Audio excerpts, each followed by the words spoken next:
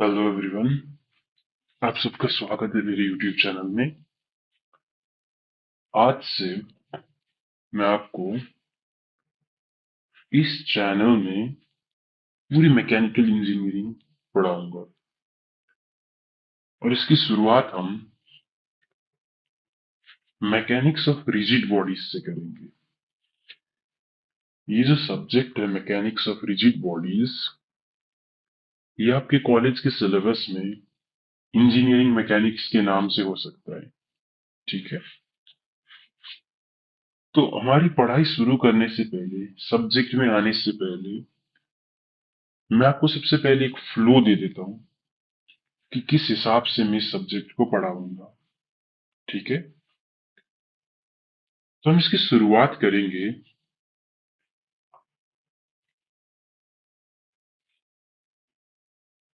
हमारे पहले सब्जेक्ट, जो कि मैंने ऑलरेडी बता दिया, mechanics of mechanics of rigid bodies से। ठीक है, तो कहानी कुछ ऐसी है कि हमारा मैकेनिकल इंजीनियरिंग में सबसे पहला एम है फोर्स को समझना। और इस फोर्स को समझने के लिए हम क्या करते हैं, एक बॉडी लेते हैं। एक बॉडी यानी कुछ भी, आपका वाटर बोतल, आपका बैग, कुछ भी। वो बॉडी को हम कंसीडर ही नहीं कर रहे, हम पहले से ये अज्यूम कर ले रहे हैं कि वो बॉडी रिजिड है।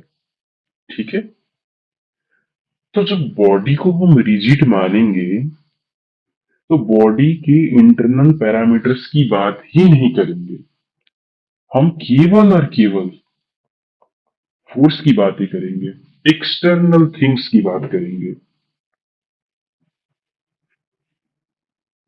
और जब हम फोर्स को समझ लेंगे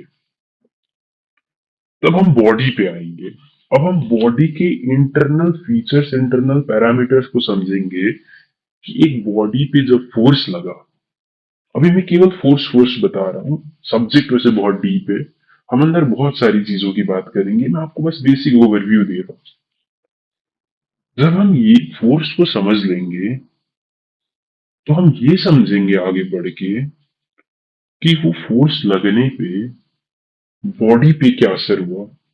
ठीक है, तो हमारा जो सेकंड सब्जेक्ट है वो है मैकेनिक्स ऑफ डिफॉर्मेबल बॉडीज।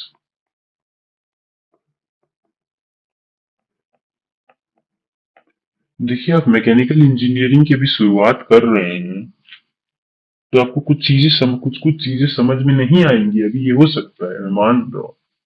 मैं केवल सब्जेक्ट्स के नाम बता रहा हूं, आप इस वीडियो को इस हिसाब से देखिए। और मैं एक सीक्वेंस बता रहा हूं, और मैं आपको ये भी बताऊंगा कि इसी सीक्वेंस में मैकेनिकल इंजीनियरिंग को क्यों पढ़ना चाहिए। वैसे कॉलेज में पढ़ाने का हिसाब थोड़ा अलग होता है।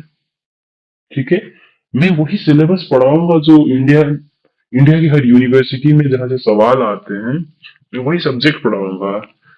मैं यूनिवर्सिटी एग्जाम्स के साथ साथ गेट और इंजीनियरिंग सर्विसेज के क्वेश्चंस को भी कवर करूंगा अपने लेक्चर्स में। तो हम कुछ इस हिसाब से पढ़ेंगे कि आपको एक बार पढ़ना है और आपका कॉम्पिटेटिव एग्जाम भी हो जाएगा, सेमेस्टर एग्जाम भी हो जाएगा।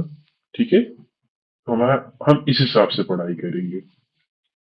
अब जब हमने फोर्स को समझ लिया, जब हमने बॉडी को भी समझ लिया, अब हम इस लायक हो जाएंगे कि हम कुछ कुछ छोटे छोटे मैकेनिकल एलिमेंट्स डिजाइन कर पाए। तो हम इसके बाद जो सब्जेक्ट पढ़ेंगे थर्ड नंबर पे, वो होगा हमारा डिजाइन ऑफ मशीन एलिमेंट्स।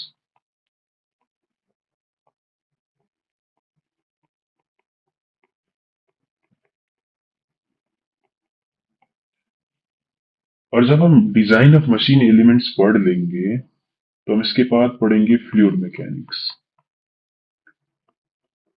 जहां पे हम फ्लूइड की बात करेंगे। फ्लूइड यानी क्या? फ्लूइड यानी या तो ये लिक्विड भी हो सकता है या तो ये गैस भी हो सकता है। जब सब्जेक्ट आएगा तो हम इसकी बहुत अच्छे से बात करेंगे।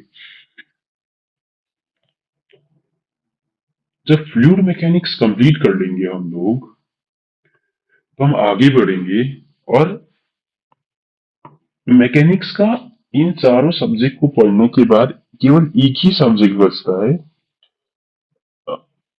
अगर देखें अलग अलग इंजीनियरिंग कॉलेजेस से सिलेबस, तो कई सब्जेक्ट बच सकते हैं, लेकिन जो मेनली पढ़ाया जाता है, अभी जो मेन कोर सब्जेक्ट्स है उनकी बात करें, तो जो मैकेनिक्स वाला पार्ट है, इन चारों सब्जेक्ट को पढ़ने के बाद एक और सब्जेक्ट बचता है जो रिलेटेड टू मैकेनिक्स है, लेकिन वो अभी नहीं, हम बाद में पढ़ेंगे। और वो कौन सा सब्जेक्ट है मैं आपको बताऊंगा। जब ये चारों कंप्लीट हो जाएंगे तो हम थर्मल साइंसेस की बात करेंगे, और थर्मल साइंसेस की कहानी शुरू होती है थर्मोडाइनमिक्स से।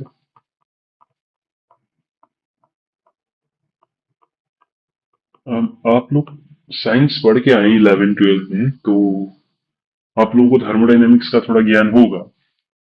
यहाँ पे हम इंजीनियरिंग के पर्सपेक्टिव से उसको पढ़ेंगे, उसको ऐसे पढ़ेंगे कि हम real life components, real life machine बना सके थर्मोडाइनमिक्स को पढ़ने के बाद। तो हमारे पढ़ने का अंदाज कुछ ऐसा होगा, ठीक है। जब हम थर्मोडाइनमिक्स कर लेंगे, तो हम इससे बहुत एसोसिएटेड बोल लीजिए, रिलेटेड सब्जेक्ट हीट ट्रांसफर पढ़ेंगे।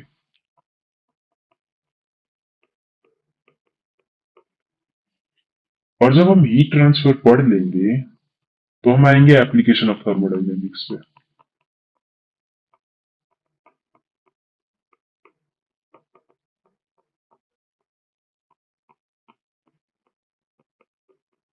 अब एप्लीकेशन ऑफ थर्मोडाइनमिक्स में हम मेनली तीन सब्जेक्ट्स को पढ़ेंगे।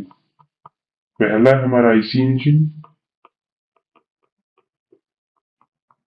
दूसरा है हमारा आरएसी, जिसको हम बोलते हैं रेफ्रिजरेशन एंड एयर कंडीशनिंग, और जब आरएसी हो जाएगा हमारा, तो हम पढ़ेंगे पीपी यानी पावर प्लांट इंजीनियरिंग, ठीक है।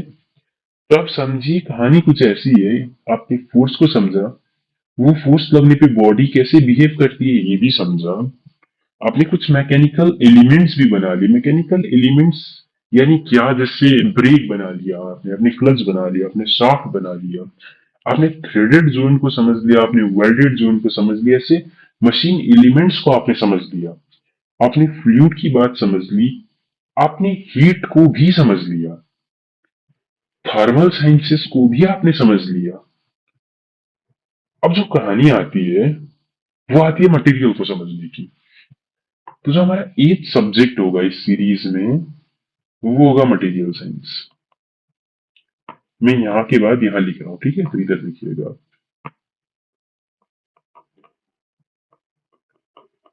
मटेरियल साइंस में हम मटेरियल को समझेंगे। मटेरियल यानी क्या, हम मेनली यहाँ पे मेटल्स, कॉम्पोजाइट्स, एलॉयज, इन लोगों की बात करते हैं। मटेरियल यानी क्या, कोई पदार्थ।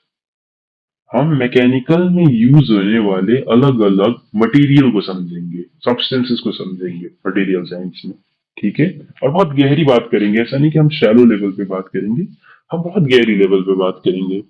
मैंने इंजीनियरिंग सर्विसेज के पेपर्स भी देख रखे हैं, तो इतना भारी सवाल नहीं आता किसी सब्जेक्ट में। गेट में तो आपको बताइए बहुत लो लेवल का सवाल आता है, बहुत ही हल्का सवाल आता है। बात करें हमारी सेमेस्टर एग्जाम्स की, तो ये डिफर करता है कॉलेज टू कॉलेज। मैं देख रहा था कई यूनिवर्सिटीज के पेपर, अच्छे लेवल के सवाल आ रखे हैं कई यूनिवर्सिटीज के पेपर में, और खास करके टीयर 1 एनआईटीज आईआईटीज में थोड़े गुड, या फिर बोल लीजिए वेरी गुड लेवल के क्वेश्चन आते हैं। तो हम इस हिसाब से पढ़ेंगे कि वो सारे सवाल आपसे बन जाए, ठीक है। तो घबराने जैसा कुछ है नहीं। जब हम मटेरियल साइंस पढ़ लेंगे, तो हम पढ़ेंगे मैन्युफैक्चरिंग साइंसेस। नहीं, मैन्युफैक्चरिंग साइंसेस पढ़ने से भी पहले मुझे लगता है हमें एक और सब्जेक्ट पढ़ना पड़ेगा, वो है metrology. Metrology, this subject is related to measurements, okay? And you don't have to worry about the name. If you are new to engineering, and don't worry, I'll teach you in such a manner that you will understand everything, right? जब हम metrology पढ़ लेंगे, तो हम manufacturing sciences पे आएंगे।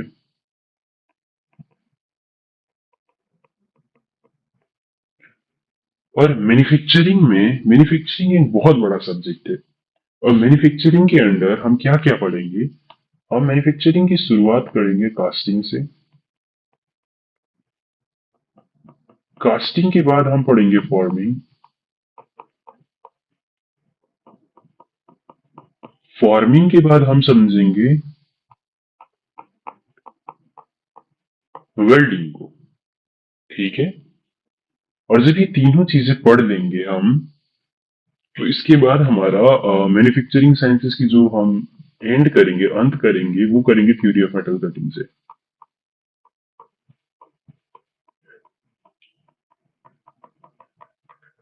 अब यहाँ पे मैं एक बात बताना चाहूंगा, कई कॉलेजेस के सिलेबस में यहाँ पे एक और सब्जेक्ट है मशीन टूल्स। मशीन टूल्स मैं इस सीरीज में अभी नहीं पढ़ाऊंगा। मैं बाद में मैकेनिकल इंजीनियरिंग के और भी सब्जेक्ट्स, मतलब ये जो मैंने ब्लू और रेड में लिखा है, जब ये चीजें खत्म हो जाएंगी तो ये जो एक्स्ट्रा चीजें बचती है इनको मैं कभी पढ़ाऊंगा। ठीक है। वैसे machine tools I believe is not there in GATE syllabus, पर बाकी कॉम्पिटेटिव एग्जाम में या फिर कॉलेज के सेमेस्टर एग्जाम में कई कॉलेज में मशीन टूल्स हो सकता है। तो ये बाद में कभी हम देख सकते हैं, कोई दिक्कत वाली बात नहीं है। देखिए, कहानी कहानी कहानी हमारी ये है, हमने फोर्स को समझा, वो फोर्स लगने पे बॉडी कैसे बिहेव करती है ये भी समझा। हमने कुछ मशीन के एलिमेंट्स भी बना लिए, हमने फ्लूइड को भी समझ लिया, हमने हीट को भी समझ लिया, हमने कुछ कुछ सिस्टम भी डिजाइन कर लिए that are based on thermal sciences. हमने मटेरियल को भी समझ लिया, हमने मेजरमेंट को भी समझ लिया। मेजरमेंट को समझने की जरूरत इसलिए पड़ती है कि कोई भी एक मैकेनिकल कंपोनेंट या mechanical machine can't be made singular.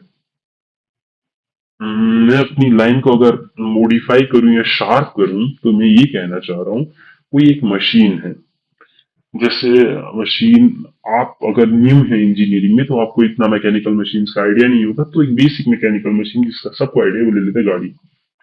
तो जो गाड़ी है वो एक ही पार्ट है क्या? एक ही, मतलब गाड़ी क्या केवल उसका टायर है या केवल उसका स्टीयरिंग है? ऐसा तो नहीं है ना। गाड़ी या कार जब मैं बोलूं तो what it is actually a combination of steering, gears, engine and various other things, right? तो इन सब चीजों को देखिए, जैसे गाड़ी का चक्का, आपने आपने ट्रक का चक्का लिया और इसको ले जाके सिलेंडर में फिट करना चाहते हैं, तो ये होगा नहीं, पॉसिबल है ना ये।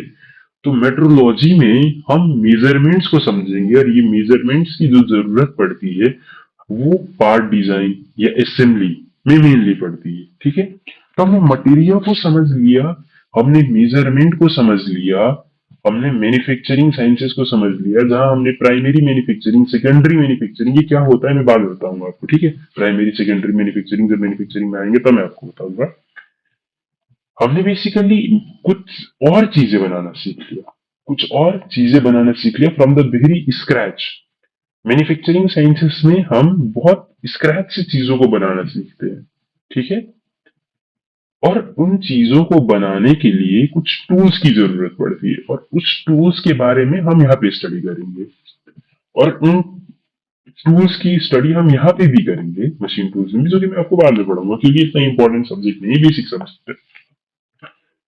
तो आप कहानी समझ पा रहे हैं ना हम किस हिसाब से आगे बढ़ रहे हैं? फोर्स को समझा, बॉडी को समझा, हीट को समझा, मटेरियल को समझा, मेजरमेंट को समझा, और कुछ चीजों को स्क्रैच से बनाने के बारे में भी समझा। मतलब अभी तक कहानी ये चल रही है कि चीजों को बनाए कैसे। और मैंने अभी आपको ये बोला, सिर्फ एक चीज बनाने से काम नहीं होगा, उनको असेंबल भी करना पड़ेगा, और इस हिसाब से असेंबल करना पड़ेगा दिस सर्व सम पर्पस। आप चीजों को असेंबल कर दिए लेकिन वो कुछ पर्पज ही नहीं सर्व कर पा रहा, तो कोई काम है उसका रियल लाइफ में? नहीं है ना। तो आपको ऐसे चीजों को जोड़ना है that it becomes a machine which gives some output. ठीक है। तो इस चीज को समझेंगे, ये जो मैंने अभी बताया कि इस हिसाब से जोड़ना है चीजों को कि इट सर्व सम पर्पज। तो ये जो सर्व सम पर्पज वाली बात है, और इसको सही तरीके से कैसे कनेक्ट करें चीजों को, इसकी बात हम करेंगे अपने 11वें सब्जेक्ट में, और वे थ्योरी ऑफ मशीन्स।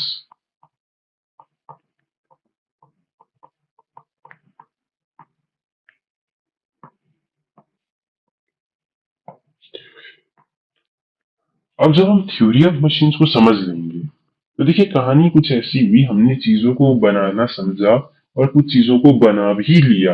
अब इतने में कहानी खत्म नहीं हुई थी, हमें चीजों को बना के बेचना भी आना चाहिए, और सिर्फ बनाना नहीं, सही तरीके से बनाना, सही समय पे बनाना, ये भी आना चाहिए हम लोगों को। तो ये सही तरीके से बनाना, सही समय पे बनाना, सही लागत पे बनाना, इसकी बात हम करेंगे अपने 12वें सब्जेक्ट में, जो कि है इंडस्ट्रियल इंजीनियरिंग।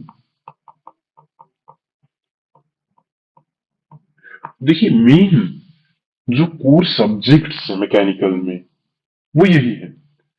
अब आपके कॉलेज के सिलेबस में आप जाके देखेंगे तो मोस्टली कॉलेजेस के सिलेबस में 40 सब्जेक्ट्स रहते हैं, 40 सब्जेक्ट्स इन मैकेनिकल डिपार्टमेंट। तो यहाँ पे कौन कौन से सब्जेक्ट बच रहे हैं जिनको मैं बाद में पढ़ाऊंगा, मतलब ये एक फ्लो है। ये जब आप फ्लो में पढ़ोगे मैकेनिकल इंजीनियरिंग को तो आपको बहुत सुख मिलेगा, बहुत अच्छा लगेगा कि आपने चीजों को समझा है प्रैक्टिकली, आपको ये एहसास होगा। अब इन 12 सब्जेक्ट्स को 40 कैसे बनाया गया है आपके कॉलेज में, ये भी मैं आपको बता देता हूँ, ठीक है। तो सबसे पहले जो 3 सब्जेक्ट्स मोस्टली कॉलेजेस के सिलेबस में रहता है वो तो इंजीनियरिंग मैथमेटिक्स 1, इंजीनियरिंग मैथमेटिक्स 2 और इंजीनियरिंग मैथमेटिक्स 3, ये रहता है। और जो एक और सब्जेक्ट रहता है वो बेसिक इलेक्ट्रिकल इंजीनियरिंग, और कोई 2 सब्जेक्ट रिलेटेड टू प्रोग्रामिंग रहते हैं।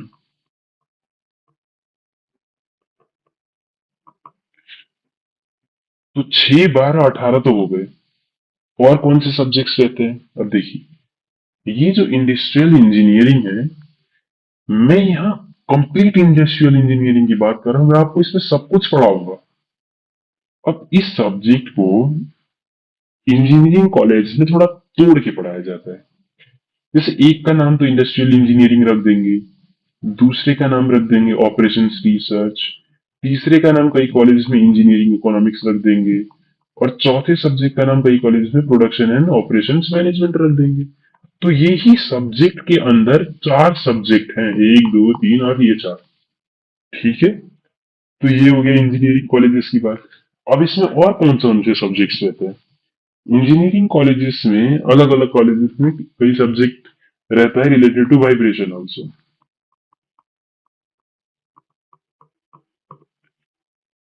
और कौन से सब्जेक्ट पढ़ाए जाते हैं इंजीनियरिंग में, मैं रिकॉल कर पाऊंगा अभी, ठीक है, मुझे रिकॉल कर पाना थोड़ा मुश्किल है अभी, लेकिन यही सारे सब्जेक्ट्स। और हाँ, और एक सब्जेक्ट जैसे मुझे याद है, इंजीनियरिंग फिजिक्स पढ़ा देते हैं,